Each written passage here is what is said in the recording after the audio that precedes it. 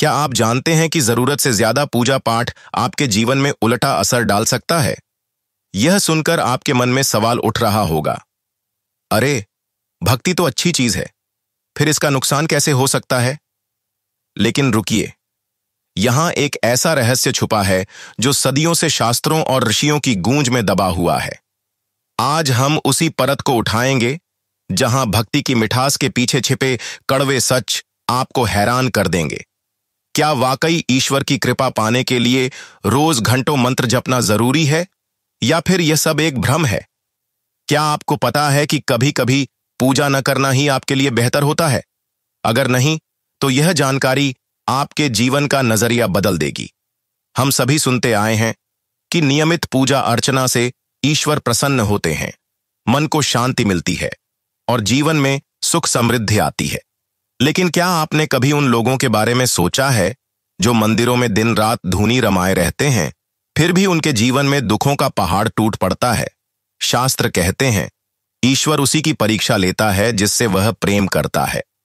पर क्या यह परीक्षा इतनी कठिन होती है कि व्यक्ति टूट जाता है? यहां वह मोड़ आता है जहां भक्ति और अति भक्ति के बीच की पतली रेखा समझनी जरूरी हो जाती है। अब एक और सवाल आपके दिमाग में कौंध रहा होगा, तो फिर क्या करें? पूजा करें या छोड़ दें? इसका जवाब ढूंढने के लिए हमें गहराई में जाना होगा। शास्त्रों में पंचदेव की अवधारणा है, सूर्य, गणेश, दुर्गा, शिव और विष्णु। इनकी उपासना का रहस्य केवल मूर्तियों में फूल चढ़ाने तक सीमित नहीं है। असल में ये पांचों देवता प्रकृति और मनुष्य के अंदर छिपे 5 तत्वों का प्रतिनिधित्व करते हैं। जैसे सूर्य आत्मबल और ऊर्जा के स्रोत हैं, तो गणेश बुद्धि के स्वामी। लेकिन क्या आप जानते हैं कि गलत समय पर की गई पूजा इन्हीं देवताओं को नाराज कर सकती है? यहां वह बिंदु आता है जहां से कहानी और रोचक हो जाती है। गरुड़ पुराण में एक ऐसा नियम बताया गया है जो सुनकर आपकी रूह कांप जाएगी। जब किसी घर में मृत्यु होती है तो उस घर के लोगों को 12 दिनों तक पूजा पाठ बंद कर देना चाहिए।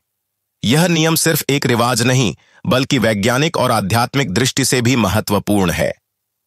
इन दिनों में घर की ऊर्जा शोक और अशुद्ध विचारों से भरी होती है। ऐसे में अगर कोई मंत्रों का जाप करेगा तो उसकी सकारात्मकता नकारात्मकता से टकराएगी और परिणाम विपरीत हो सकते हैं। लेकिन इसके पीछे छिपा वह कारण क्या है जिसे जानकर आपकी आंखें फटी की फटी रह जाएंगी? इसका जवाब ढूंढने के लिए हमें धर्म और विज्ञान के बीच के उस सेतु पर चलना होगा जहां हर परंपरा का एक गूढ़ अर्थ छिपा है। मान लीजिए कोई व्यक्ति रोज 5-6 घंटे पूजा में बिताता है, लेकिन उसका व्यवहार घमंडी और क्रूर है। क्या ऐसे में उसकी भक्ति स्वीकार होगी? शास्त्र कहते हैं, भगवान भाव के भूखे होते हैं। यानी समय की मात्रा नहीं, बल्कि भावना की गहराई मायने रखती है। एक किसान जो खेत में हल चलाते हुए मन ही मन ईश्वर को याद करता है, उसकी भक्ति उस पंडित से कहीं ज्यादा शुद्ध हो सकती है जो मंत्रोच्चारण करते हुए भी दिखावे में उलझा रहता है। अब सवाल यह उठता है कि अगर पूजा का असर भावना पर निर्भर है, तो फिर नियम और अनुष्ठानों का क्या महत्व? यहां वह मोड़ आता है जहां आध्यात्मिकता की बुनियादी समझ जरूरी है। मंदिर में दीपक जलाना, घंटी बजाना या फिर विशेष मुहूर्त में पूजा करना, ये सभी क्रियाएं हमारे मन को एकाग्र करने के टूल्स हैं। जैसे एक स्टूडेंट को पढ़ाई में फोकस करने के लिए शांत कमरे की जरूरत होती है, वैसे ही मन को ईश्वर से जोड़ने के लिए बाहरी विधियां सहायक होती हैं। लेकिन जब यही विधियां जुनून बन जाए और व्यक्ति समाज या परिवार के प्रति अपनी जिम्मेदारियां भूल जाए, तो यह अंधविश्वास की श्रेणी में आ जाता है। इसी कड़ी में एक और चौंकाने वाला तथ्य सामने आता है।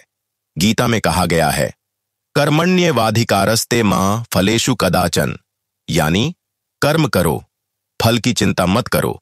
लेकिन आजकल लोग पूजा पाठ को एक कर्म नहीं, बल्कि डील समझने लगे हैं। मानो भगवान के साथ कोई लेन देन चल रहा हो। मैं तुम्हें फूल चढ़ाऊंगा, तुम मुझे गाड़ी दोगे। ऐसी भक्ति नहीं, बल्कि यह एक प्रकार का व्यापार बन जाता है। असल में पूजा का मकसद ईश्वर को खुश करना नहीं, बल्कि खुद को उनके गुणों के अनुरूप ढालना है। जैसे शिव की तपस्या से हम अनुशासन सीखें, विष्णु की लीला से जीवन को संयमित तरीके से जीने की कला। अब थोड़ा और गहराई में जाए। क्या आपने कभी सुना है कि कुछ लोगों को पूजा करते समय अजीब अनुभूति होती है, जैसे माथे में दबाव, बेचैनी या फिर अचानक डर लगना? ये लक्षण क्या संकेत देते हैं? आध्यात्मिक विज्ञान कहता है कि जब हमारी ऊर्जा केंद्र, चक्र असंतुलित होते हैं तो ध्यान या पूजा के दौरान शरीर प्रतिक्रिया देता है। कई बार बिना ज्ञान के किए गए तांत्रिक अनुष्ठान या गलत मंत्रों का जाप व्यक्ति को मानसिक रूप से बीमार भी कर सकता है। इसलिए किसी जानकार गुरु या आचार्य का मार्गदर्शन जरूरी है। लेकिन सबसे बड़ा सवाल तो अभी बाकी है, क्या वाकई ईश्वर हमारी पूजा अर्चना से प्रभावित होते हैं? इसका जवाब हर व्यक्ति के अनुभव में छुपा है।